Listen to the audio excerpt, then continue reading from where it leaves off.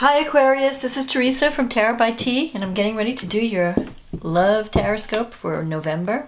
And before I do that, I want to ring in some good energy and create some sacred space around this reading. Okay, so I want to say thank you for liking and subscribing to my channel, and thank you for those who have taken the time out of their day to leave comments. I appreciate all your comments. Thank you. And thank you also those who have ordered readings. I really enjoy working with all of you. I know there's other options out there, and I really appreciate your business. Thank you.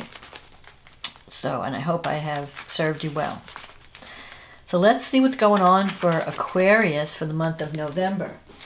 We've got a new moon, or a full moon in Taurus, and that's happening in your 4th house. So your 4th house of home and career are being highlighted at the full moon. So some realizations or truths will come out around that full moon. And then we have a new moon in Taurus. I mean Scorpio, I'm sorry. The new moon in Scorpio will be November 18th. The full moon will be November 4th. So the new moon in Taurus, let's see where that's going to fall. That's falling in your 10th house. So career, new beginnings. You know, you've got Jupiter now in Scorpio in your career sector. This is big, big, big, big energy. Jupiter represents opportunity, luck, wealth, expansion, foreign connections, growth. And now with this new moon, you could, you know, if you've got something planned, now's the time to do it. Now's the time to set that in motion. So let's see what the stars have, what the cards have to say, and then we'll see. I'll talk more about the astrology later. What does Aquarius need to know about love and relationships for the month of November? What does Aquarius need to know about relationships for the month of November? Okay, so this full moon falling in your 4th house is connected to Neptune. So you might be doing something creative at home this week, the weekend of the November 4th. So let's see. Where is Neptune? Neptune for you will be in your 2nd house. So some creative project could be coming to fruition. You could be getting some extra money. Let's see. Okay, Hermit, the Page of Wands, the Judgment card, the 6 of Cups, 2 of Swords, the Moon card, the Fool card, the Tower, the World, wow, and the Sun. This is like major breakthrough this month for you. Okay, so you've got the Hermit card. The Hermit card is about taking time out to think about what's right for you, what path is right for you, what you really need for happiness. So you may have been taking some time out to really consider the path that you should be on. And the Hermit energy is, you might have been not socializing as much, so it's kind of, you can feel kind of lonely with the Hermit energy. Like maybe you have isolated yourself from friends and loved ones because you're doing a lot of thinking and you're doing a lot of considering, you're doing some soul searching. The Hermit is cautioning you, you don't have to struggle alone. You need to reach out to people. There are people around you that can help you. If you're struggling with something, don't feel that you're alone. That's what I want to say with the Hermit. The Hermit sometimes can mean, you know, reaching out to someone whose opinion you value, like going to a counselor or going to a parent or a friend or anyone for advice. It can also mean following your own inner divine guidance. Now, with the Pentacle card here, this Page of Pentacles, you could be thinking about learning some new skills. If this doesn't represent a child, because sometimes pages represent children, it could represent learning new skills. Or it can represent a new relationship at the beginning stages. The Page of Pentacles can be, it could represent an earth sign. The energy of the page is someone who's open to learning, it's a young, down-to-earth type of person who's pretty practical and stable, and is really interested in learning new things. So you could be dealing with a student, maybe one of your children is in school, you're dealing with that, and you're trying to figure out what to do with this person. Or it could be your own issue, where you're thinking, well, I need to learn new skills, or what do I need to learn next? What do I need to do next? But you're open to change. So the page is about being open to the new, willing to compromise, willing to consider other options. The Judgment card in your past represents having some kind of awakening, where you realize you had some kind of spiritual awakening, and you're realizing that you need to make some changes, and that the only way you're going to improve your life is if you make these changes, whether they're changes from within, like your diet, the way you take care of yourself, some habits that are maybe self-sabotaging your success, maybe the way you think, or it could also mean just physically deciding to take action. When you wake up to a situation, you go, you know what, I've been putting up with this thing. It could be a relationship you've been putting up with for a long time, and it's just not working, and you're just like, I got to get out of here. Whether it's a relationship or whether it's a career path, there's something that needs to change, and you are ready for change. You're open to change. You have the Six of Cups here in the recent past, so you could be still healing from some past issue, either a past relationship or something from the past has been influencing you. It's something that you're thinking, it's part of the equation. So when you're considering where you want to go in the future, you're really you're reviewing the past and thinking, okay, thinking over old loves, old relationships. Okay, I know where I've been, where do I want to go now? With the Six of Cups, it does tell you that, if you're in a rut, you can move out of it. Sometimes you need to just shake things up to get out of a rut. It also promises moving into greater harmony. You've got the Six of Cups, which can mean you can be connecting with people from the past, but you can also be connecting with new people. And whatever you're doing, you're on the path toward greater harmony. Your goal is being in a situation that fits, that's a better fit than what you've been in the past. So the Six of Cups is a good card as far as you've learned your lessons from the past. You're not going to repeat the same mistakes that you have done in the past. You are going to move forward into a situation that has more harmony. The Two of Swords can represent being on the fence with some situation. The Two of Swords is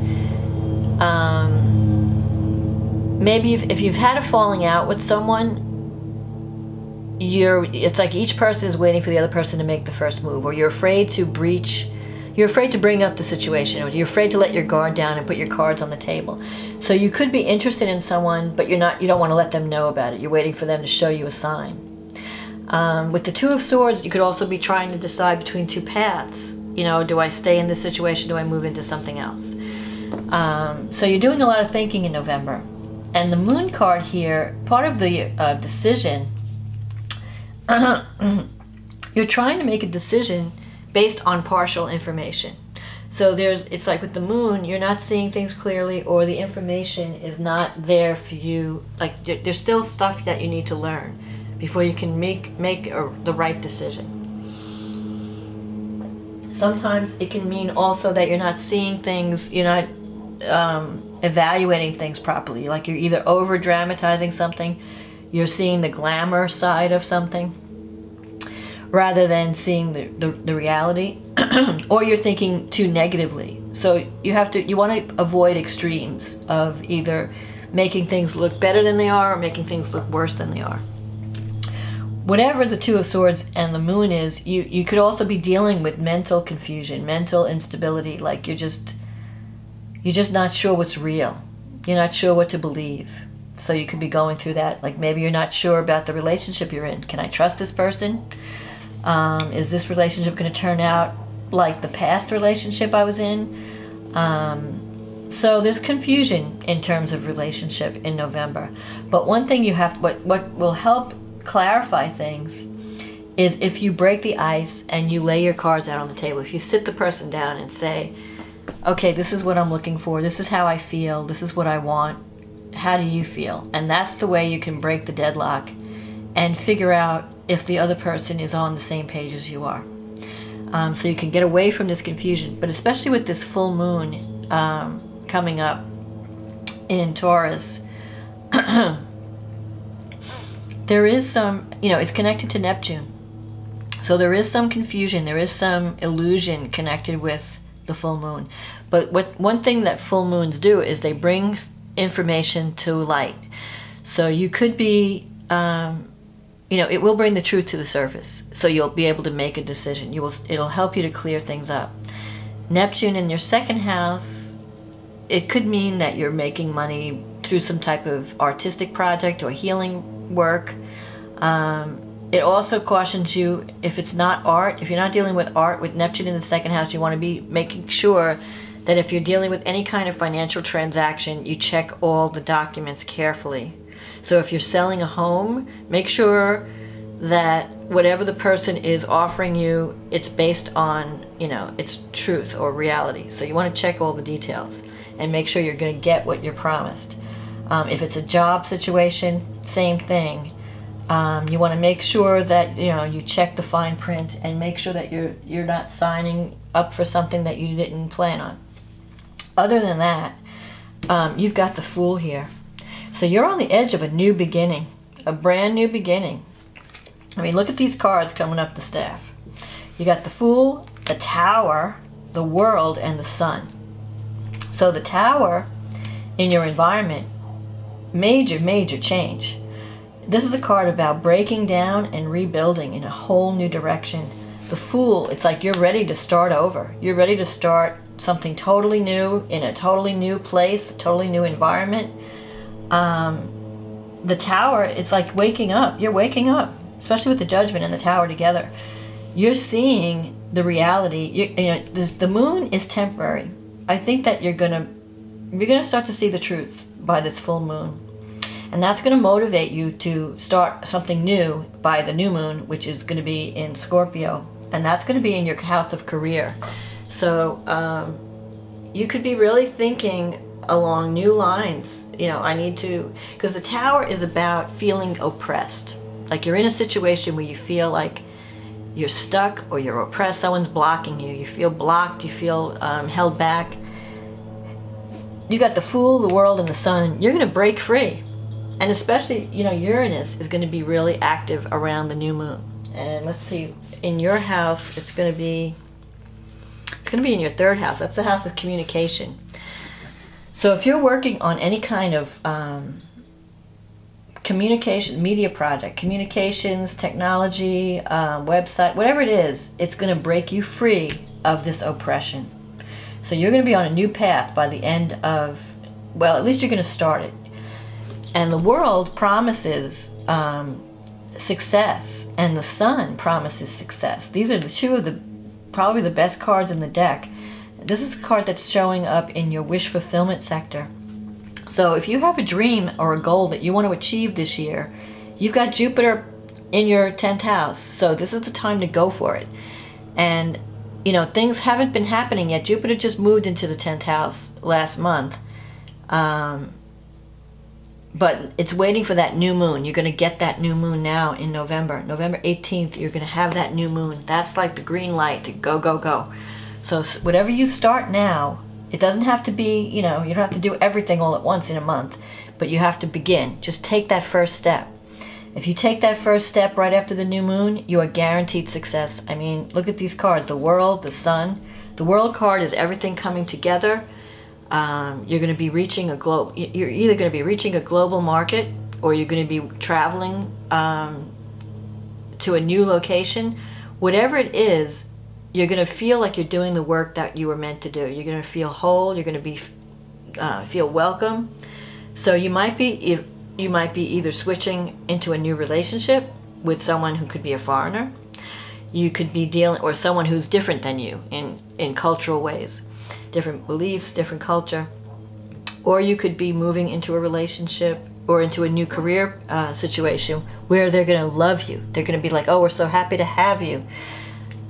Some of you might even be making a commitment. The Sun is the marriage card. Whatever it is, it's going to represent something new to you. So you're on the edge of a new life, and you're on the edge of breaking free of oppression, waking up to the reality of your situation and just say, I'm out of here. I want to get out of here. And you're going to take action and do it. So if it's a career move, now's the time. This is your time, Aquarius. Right after that new moon, I want to say one thing, because Mars will be squaring Pluto around that new moon. And let me tell you what houses that's going to affect. That will be your 9th house and your 12th house. Okay. So there could be someone, a powerful figure working behind the scenes that may try to manipulate or control a situation. And with Mars in the 9th house, you're really trying to, that has to do with higher education, it has to do with publishing, it has to do with teaching and learning.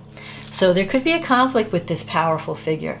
This person may be trying to block you from behind the scenes, block your success, and you may finally get fed up and want to take action and say, you know, I need to break free, and I'm tired of being under this person's thumb. And the stars are with you. The stars are with you for expansion, for success. This person is not going to be successful. You have to, you know, you have to just believe in yourself, and you have to make a new start. And this is also like someone in your environment is going to have a blow to their ego because they think they've got you figured out. They think they've got you where they want you, but you're going to show them otherwise. You're going to, you know, wake up and make some moves. So especially with this moon here, there could be some deception. There could be some things going on behind the scenes.